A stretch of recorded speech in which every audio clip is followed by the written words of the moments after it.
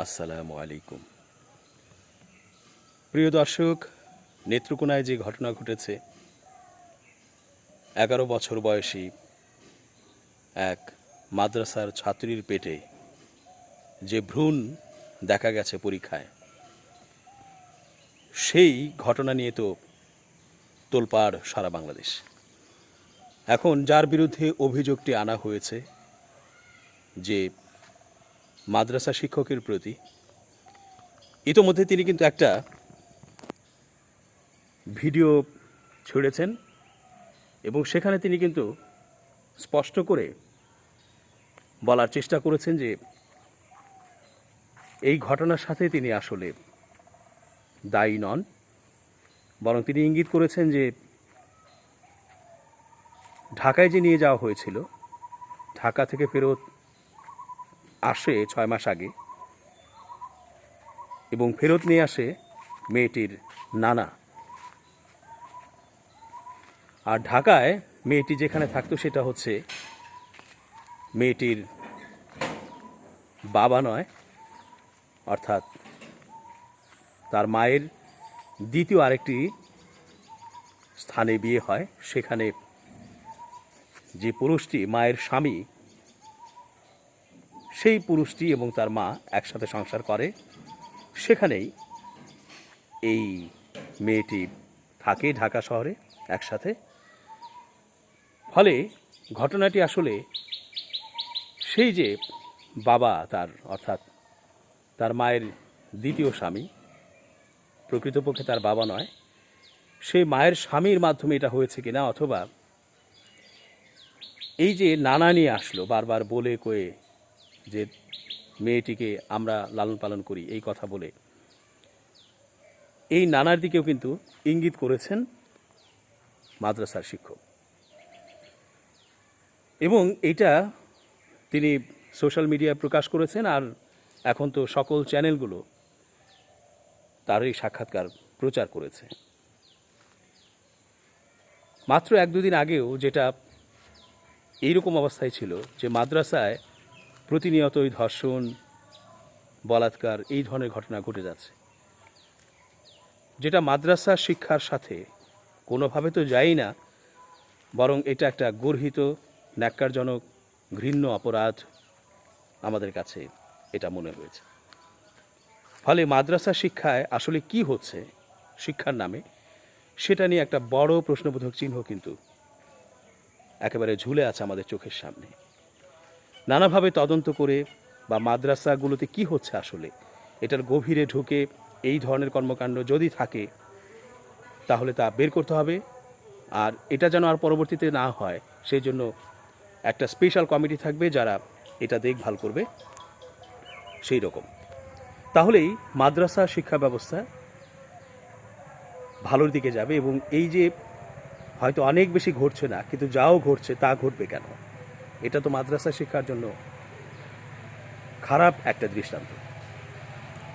ফলে পরিস্থিতি এই ছিল। কিন্তু যখন এই মাদ্রাসা শিক্ষক এই যে সম্প্রতি, মানে আজকেই তিনি ভিডিও প্রকাশ করলেন যে তিনি কোনোভাবেই দায়ী নন, তার সন্তান আছে, সংসার আছে, স্ত্রী আছে, তার আত্মীয় স্বজন আছে এবং তার সহকর্মী আছে, এই ধরনের ঘটনা তিনি কোনোভাবেই ঘটাননি, তার উপরে দায় চাপানো হচ্ছে অথবা তাকে মিথ্যে করে অপরাধী বানানো হচ্ছে।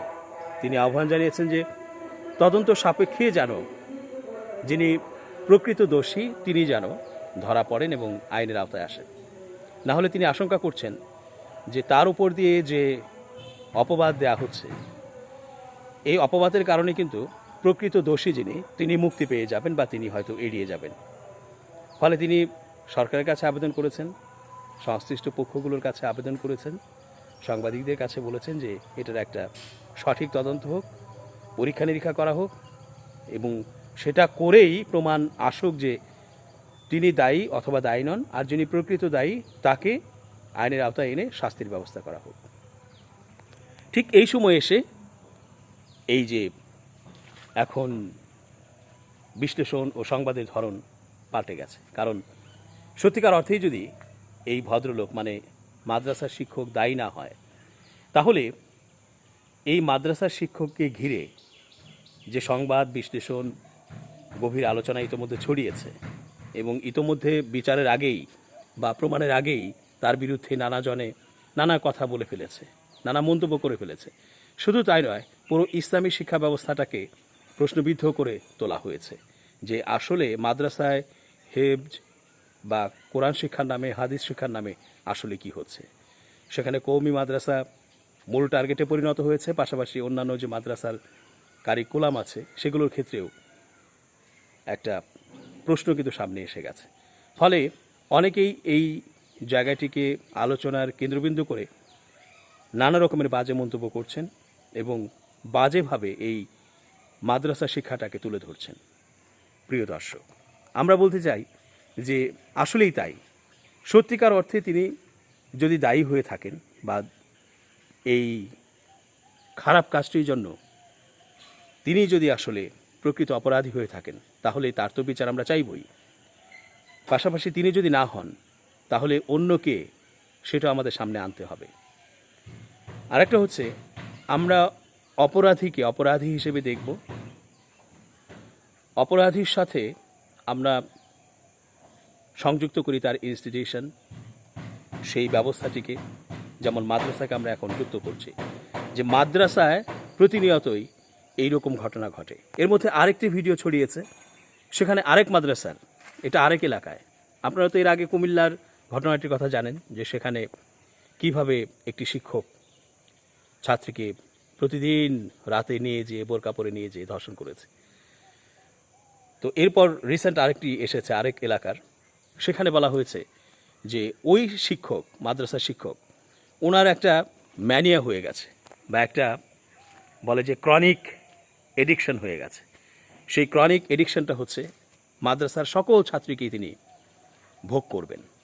তো সেখানে অনেকজন, মানে মাদ্রাসার ছাত্রীরা, তারা তাদের মুখ না দেখিয়ে বা চোখও না দেখিয়ে একেবারে পুরো চোখ মুখ ঢেকেই তারা উল্টা হয়ে বসে তাদের মন্তব্য জানিয়েছেন যে তারা প্রত্যেকেই ওই শিক্ষকের হাতে ধর্ষিতা হয়েছেন বা ছেলেরা বলাৎকারের শিকার হয়েছেন।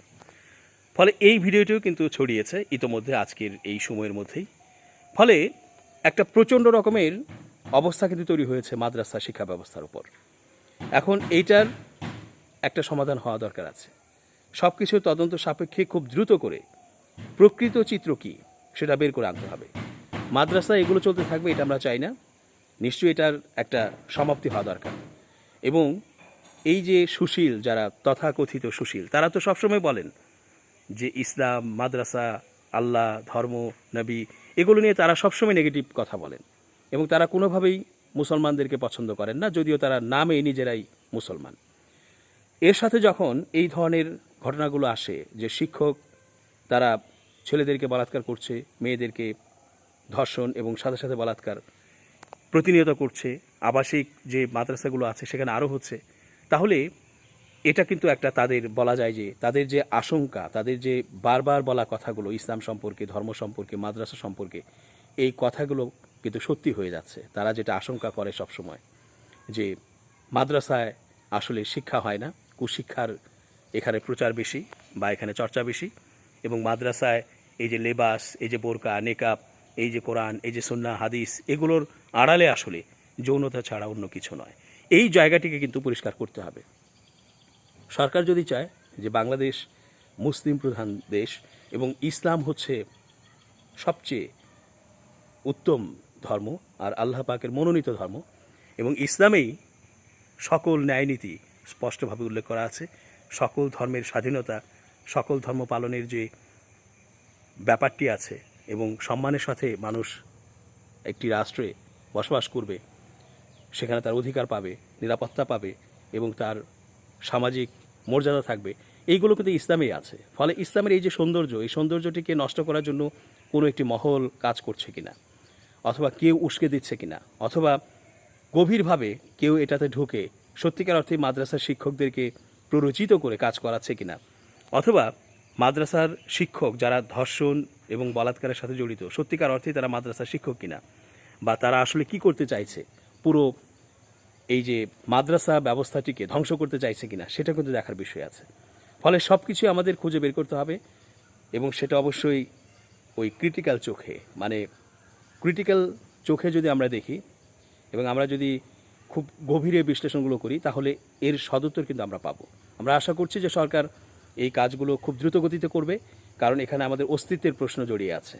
আমরা চাই যে ইসলাম সমুন্নত থাকুক মর্যাদায়, কোরআন সুন্নাহ সমুন্নত থাকুক মর্যাদায়, আর হচ্ছে মাদ্রাসা শিক্ষা ব্যবস্থা, এটা একটা চমৎকার শিক্ষা ব্যবস্থা। নিঃসন্দেহে এখানে নৈতিকতা শেখানো হয়, এখানে নারীর আব্রু, কোরআন সুন্নাহ, আল্লাহতে বিশ্বাস, এই যে নৈতিকতা, নীতি নৈতিকতা, এবং এখানে ইজ্জত, ধর্ম, আব্রু, সততা, ভদ্রতা, নম্রতা ইত্যাদি শেখানো হয়। সেইগুলোই যে সত্যি, সেইগুলোই যে আসলে এখানে হয়, সেটার কিন্তু আমরা একটা প্রমাণ চাই এবং সেটা বলবৎ রাখার জন্য সরকারের অ্যাকশন চাই।